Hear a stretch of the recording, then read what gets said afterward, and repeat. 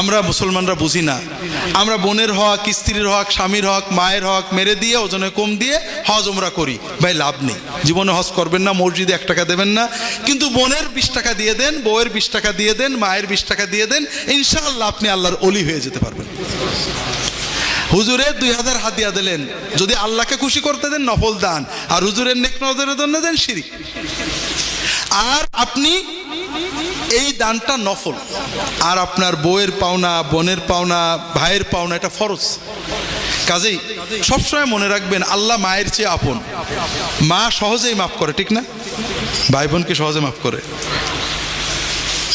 কাজেই আল্লাহর কোনো বান্দা যেন আমাদের দ্বারা ক্ষতিগ্রস্ত না, বিশেষ করে আমাদের সাথে যারা থাকে, আমার স্ত্রী, আমার স্বামী, আমার ভাই বোন, ছেলে মেয়ে, তাদের পরে ইনসাফ করা আমাদের দায়িত্ব, তাদের হক আদায় করা দায়িত্ব। পাড়া প্রতিবেশী লম্বা বলতে পারবো না, আমি মানুষের উপকার করতে না পারি, অন্তত কারোর হক নষ্ট না হয়।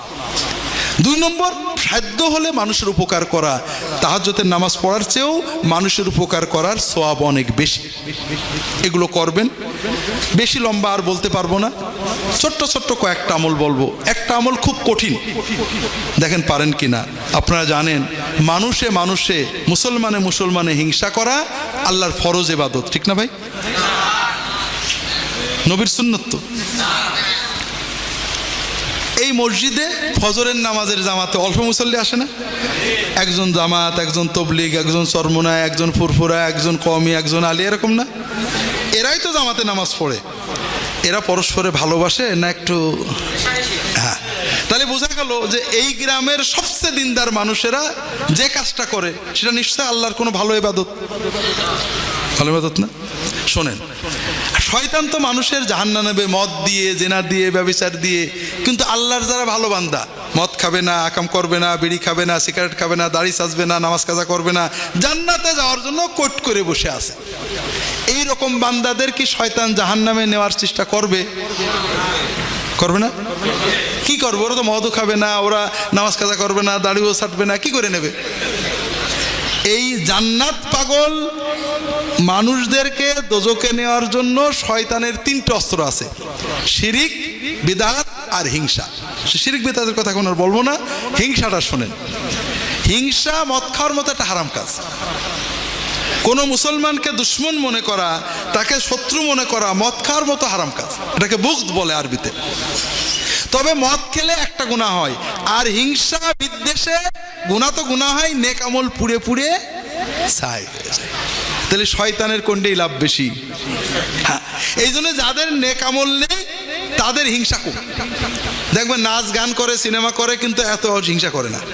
কিন্তু আমরা যারা দিনদার তাদের ভিতরে হিংসা বেশি, কারণ শয়তান জানে এরা 2-1 নাচ গান করলে দোজখে নিয়ে যাবে না, তওবা করে জান্নাতে চলে যাবে। কাজে এমন কাম দেব যেমন সব নেক আমল পুড়িয়ে ছাই হয়ে যায়।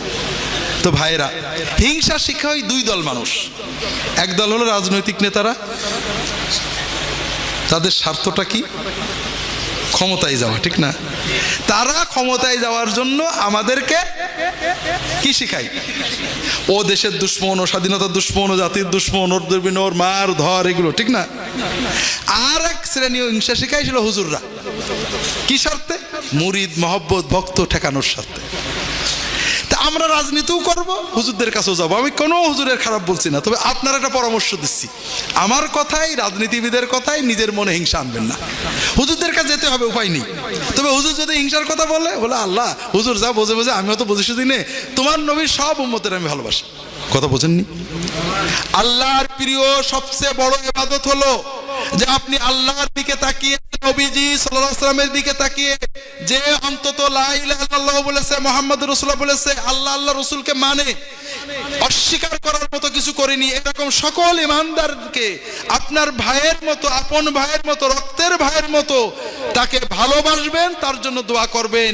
এটা হলো আল্লাহর প্রিয়তম একটা নেক আমল।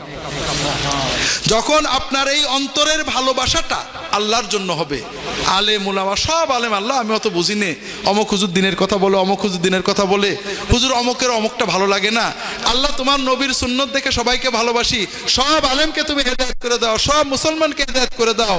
অন্তর দিয়ে সব মুসলমানকে ভালোবাসবেন, আল্লাহ আল্লাহ রসুলের দিকে তাকিয়ে, আর কারোর দিকে তাকাবেন না। একজন মানুষ আমার নবীকে ভালোবাসে বুঝি, নবীর কথা বলে, আল্লাহর কথা বলে, কিন্তু আমাদের ইমাম আবু হানিফাকে ভালোবাসে না, তার বিরুদ্ধে কথা বলে, ওই লোকটাকে আমরা ভালোবাসবো না হিংসা করব? যদি ভালোবাসেন তাহলে বুঝতে হবে না, আল্লাহর আপনার কলবে ইমাম আবু হানিফার চেয়ে আল্লাহ এবং আল্লাহ রসুল বড়। আর যদি ও আল্লাহর কথা যাই বলে, নবীর কথা, যেহেতু আবু হানিফার মিডিয়ায় আসেনি, ও ভালোবাসি না, তাহলে বোঝা যাবে আপনার কাছে আবু হানিফা আল্লাহ আল্লাহ রসুলের চেয়েও বড়। খবরদার এরকম যাবেন না। মনে করেন একজন আলেম নেককার মানুষ আল্লাহ আল্লাহ রসুলের কথা বলে, বুঝি শরীয়তে কোরআন হাদিসের কোনো কথা খেলাফ করছে না, দাড়ি রাখে, নামাজ পড়ে, যাকাত দেয়, হারাম করে না, কিন্তু সে আমার পীর সাহেবকে গাল দেয়, অথবা আমার দলকে জামাত ইসলামকে গাল দেয়, অথবা আমার তবলিগকে গাল দেয়, আমি তার ভালোবাসবো না ঘৃণা করবো? যদি ঘৃণা করে বুঝতে হবে আমি আল্লাহর মহব্বতে না, দলীয় মহব্বতে এসে গেছে। আর যদি বুঝি যে আমার দল পছন্দ হয় না, সে বোঝে না, ঠিক আছে, কিন্তু আল্লাহ আল্লাহ রসুলে তো মহব্বত করে, আমাকে ভালোবাসতে হবে। এই ভালোবাসা পয়সা লাগে না, কিন্তু এর মাধ্যমে ঈমান মজবুত হয়, আল্লাহর পথে চলা সহজ হয়। কথা কি বুঝতে পেরেছেন? দ্বিতীয় আরেকটা কাজ, সেটা হলো সবসময় আল্লাহর জিকির এবং দোয়ায় জবানটাকে রত রাখবেন। জিকির দোয়া করার জন্য অজু গোসল জরুরি না। জিকির এবং দোয়া দুটো বিষয় বোঝেন। দোয়াও জিকির। আল্লাহ আল্লাহ আমার বউটা ঝামেলা করছে, আল্লাহ ঠিক করে দাও, মেয়েটা শাশুড়ি অত্যাচার করছে, ঠিক করে দাও, আল্লাহ আমার এইটা লাগবে দাও। রিক্সা চালাচ্ছেন অথবা রান্না করছেন আর বলছেন, এটাও কিন্তু দোয়া এবং জিকির। কোনো মুসলমান নারী পুরুষ যে কোনো অবস্থায় মাথায় কাপড় থাক না থাক, গায়ে কাপড় থাক না থাক, অজু থাক না থাক, যখন আল্লাহর সাথে কথা বলে, আল্লাহর কাছে কিছু চায়, আল্লাহর কাছে মনের আবেগ প্রকাশ করে, যতক্ষণ সে কথা বলে একটা ফরজ ইবাদত পালনের মতো সওয়াব তার আমলনামায় জমা হতে থাকে। কারণ আল্লাহ তাআলা বলেছেন, আল্লাহ রাসূল সাল্লাল্লাহু আলাইহি ওয়াসাল্লাম বলেছেন, আদ-দুআ হুয়াল ইবাদাহ। 2 নম্বর ভাইরা, এর মাধ্যমে এই সওয়াব ছাড়া আমরা কয়েকটা লাভ পাই। 1 নম্বর হলো, আপনি যে চাইলেন, আল্লাহ কোনো চাওয়া ফেরত দেন না। হাদিস শরীফে আসছে, যে কোনো বান্দা বান্দি যখন আল্লাহর কাছে কিছু চাই, আল্লাহ হয় তাকে ওই জিনিসটাই দেন, নইলে এই দোয়ার বিনিময়ে একটা বিপদ কাটিয়ে দেন, নইলে তার জন্য জান্নাতের সওয়াব জমা করে রাখেন, আপনার লস নেই। 3 নম্বর হলো ভাইরা, এই যে দোয়া আমরা করছি কার কাছে? এই আল্লাহর সাথে আমাদের কল্পটা জুড়ে গেছে। যেমন মোবাইলের চার্জ দেওয়ার জন্য কারেন্টে জুড়তে হয় না, কল্পকে চার্জ দিতে হলে আল্লাহর সাথে জুড়তে হয় জিকিরের মাধ্যমে। এই যে আল্লাহর সাথে কথা বলছেন, আপনার কলবের ভিতরে আল্লাহর রহমত, বরকত, বেলায়েতের চার্জ আসছে।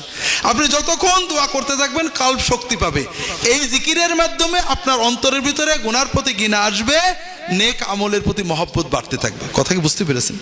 ঠিক তেমনি যখন বসে থাকবেন রিকশায়, কাজে কর্মে, রান্নাঘরে, নবীজি শেখানো মাসনুন দোয়াগুলো, সুবহানাল্লাহ, আলহামদুলিল্লাহ, লা ইলাহা ইল্লাল্লাহ, আল্লাহু আকবার, আল্লাহুম্মা সাল্লি আলা মুহাম্মাদ ইত্যাদি পড়বেন।